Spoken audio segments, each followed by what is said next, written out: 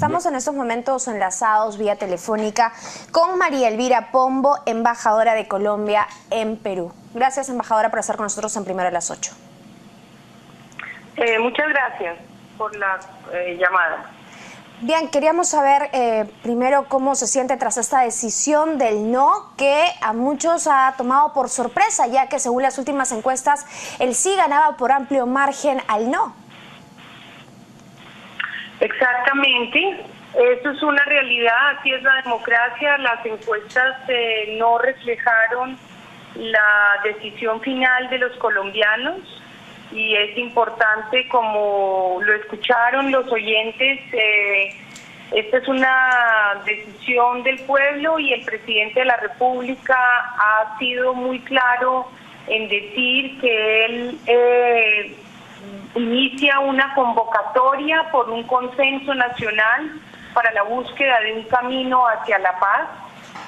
El presidente no se rinde en esta búsqueda hasta su último día de mandato. Es importante tener en cuenta que el cese al fuego bilateral y definitivo se mantiene. Y ahora esperaremos que esto sea, como lo ha dicho nuestro jefe de Estado, una oportunidad para que las fuerzas políticas aporten elementos concretos que puedan llegar a esta construcción de lo que todos los colombianos anhelamos profundamente y que nos sentíamos a poco de alcanzarlo.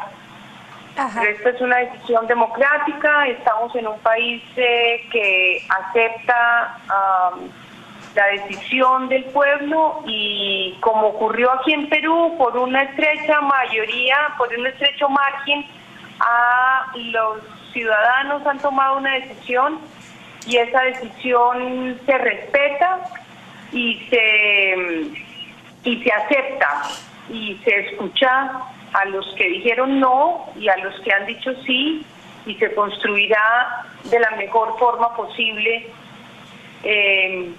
pues aquello que a lo que se logre. Vamos a ver esto qué significa. No tengo claro y no podemos vaticinar en este momento cómo va a ocurrir, qué va a ocurrir, pues por supuesto porque llevan cerca de 4 años tratando de llegar al mejor acuerdo posible.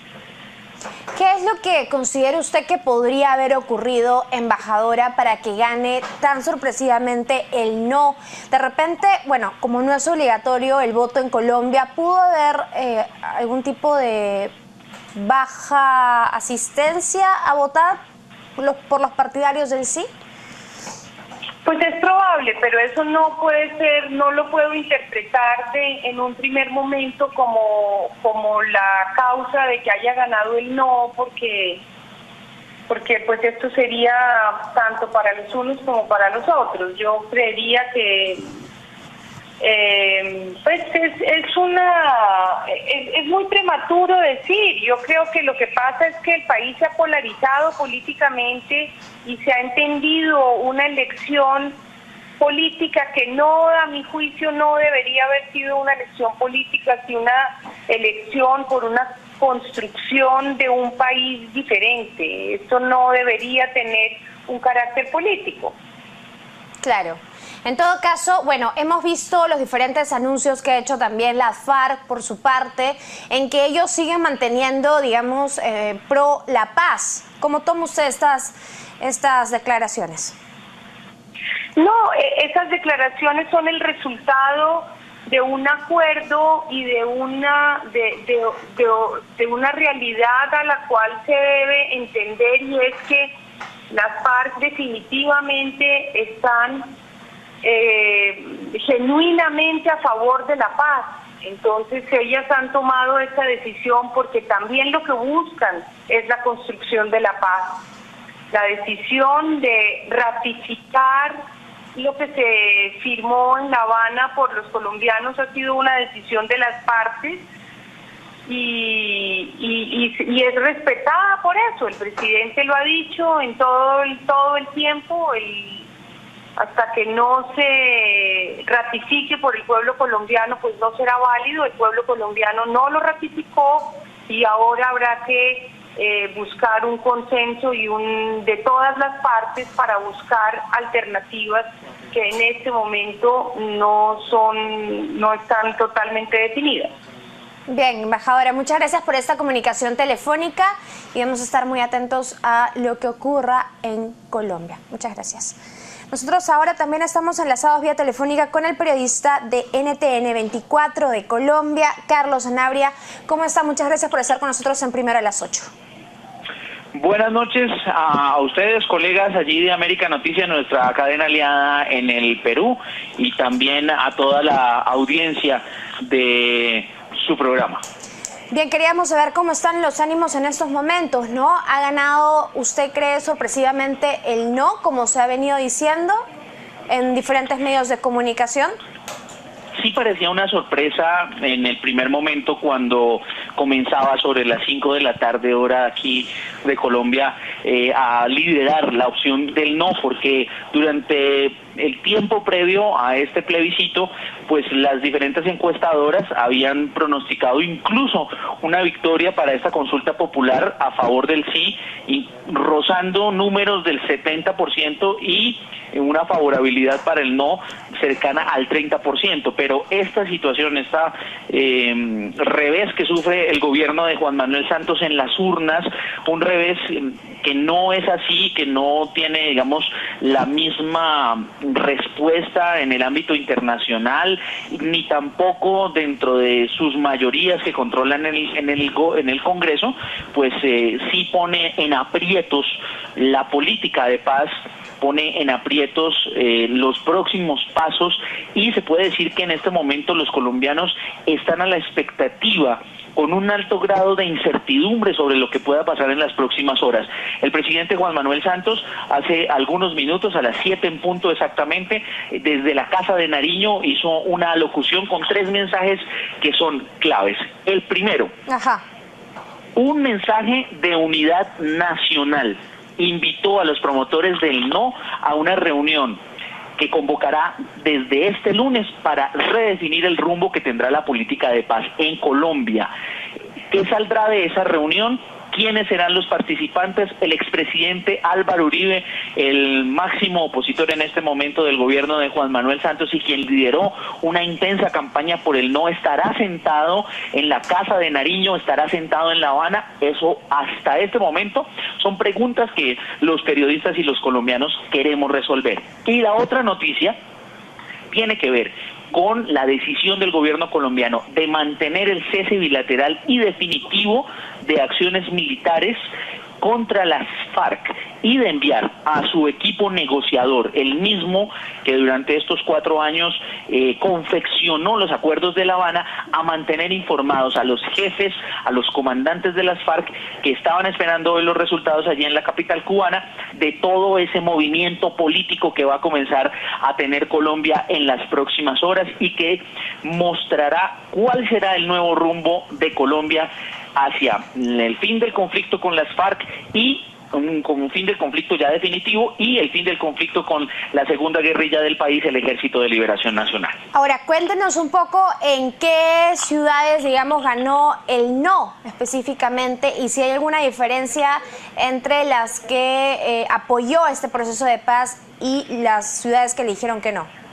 Mire, fíjese que ahí hay un análisis que es muy interesante porque las ciudades más importantes del país o las regiones donde están concentrados los poderes políticos y económicos votaron no. El caso más ejemplar lo demuestra el departamento de Antioquia con su capital, la ciudad de Medellín, que como ustedes saben es la segunda ciudad de Colombia, donde el no alcanza el 60% de la preferencia de los antioqueños de esta región del país, que también fue muy golpeada por el conflicto. Otra región que seguramente el gobierno esperaba en el nororiente del país, la región del norte de Santander y de Santander, regiones que también fueron golpeadas por el conflicto, pero en el caso particular de Santander y de la ciudad de Bucaramanga, una ciudad o una región muy cercana a los afectos del Partido Liberal, que hace parte de la coalición de gobierno, pues le da un revés al gobierno, marcando no decididamente y también con unos números muy altos. Pero también nos llama la atención en este análisis por región cómo los departamentos, las zonas más azotadas por el conflicto y donde históricamente las FARC hicieron presencia, pues estaban marcando una votación muy importante, muy aplastante, si se quiere, por el sí. Por ejemplo, le voy a dar el caso del departamento del Chocó, en la costa pacífica colombiana, donde tuvo lugar una de las peores masacres que ha tenido que ver este conflicto en Colombia, la masacre de Bojayá, con más de 100 muertos en el año 2002, y allí, en esa región, el sí tuvo una victoria arrolladora del 76.66%. Sí. Otra región, también en el Pacífico colombiano, el departamento del Cauca, que tiene zona montañosa, muy parecido como a lo que uno encuentra en el Perú. Zonas montañosas muy escarpadas, pero también acceso al Océano Pacífico. Allí, un escenario, un teatro de operaciones contra las FARC, contra el narcotráfico, el sí obtuvo el 67.34% de apoyo. Y así en muchas de las regiones selváticas donde se enquistó la guerrilla, históricamente los ciudadanos le dijeron no a la guerra, no más a ese conflicto, y encontraron en el acuerdo negociado en La Habana una alternativa y una posibilidad para avanzar. No lo mismo sucedió en otras regiones donde los colombianos, quizás no tocados por el conflicto, pues toman esta decisión. Bogotá, es una decisión, triunfo del sí. ¿Es una decisión politizada, entonces podríamos decir eso tras este análisis? En este análisis uno sí podría decir que aquí los colombianos de alguna manera votaron a favor y en contra de las políticas y de la gestión de Juan Manuel Santos en esta materia específica de la paz. Bien. Entonces, es un plebiscito que también está castigando algunos procedimientos, algunas gestiones del gobierno, y es por eso que el presidente Santos, 3 horas después de cerradas las urnas, hace un llamado a la unidad nacional. En todo caso, tras este acuerdo, ¿qué es lo que esperan? ¿Hay un clima de incertidumbre en Colombia por lo que pasaría con este proceso? ¿El proceso continúa de todas maneras, el proceso de desarme en estos 6 meses que se supone tenían de plazo la FARC para devolver las armas? ¿Continuaría o queda todo en stand-by? Eso es una de las cosas que tenemos que dilucidar en las próximas horas, porque el acuerdo contemplaba que una vez se refrendara en las urnas, que el sí obtuviera las mayorías, que ganara y superara ese umbral, pues ya comenzaba la implementación del acuerdo, lo que aquí llamamos el día D. El día D era el plebiscito y el día D más 1 comenzaban ya pues todos los procedimientos previstos en el acuerdo. Ahora, como el presidente Santos ha llamado a las diferentes fuerzas políticas, a quienes apoyaron el no, también a un diálogo nacional sobre cómo dirigir esas negociaciones, pues de ese diálogo vendrán respuestas en ese sentido. Por lo pronto, los jefes de las FARC, quienes hicieron el acuerdo, quienes se sentaron con los negociadores del gobierno, están en La Habana. Y ese estar en La Habana los lleva a estar encapsulados, porque allá tienen que estar, allá tienen que recibir las noticias, pero por lo pronto el gobierno lo que se ha dicho es que el cese bilateral se mantiene. No habrá acciones ofensivas por parte de las fuerzas militares contra grupos armados de las FARC. Y las FARC también hicieron una pseudo concentración cuando la semana anterior hicieron la 10ª conferencia guerrillera, donde renunciaron a la lucha armada y donde de manera unánime los comandantes guerrilleros le dijeron sí al acuerdo negociado por sus máximos jefes en La Habana. Bien, muchas gracias por estos detalles desde Colombia a Carlos Sanabria, periodista de NTN 24.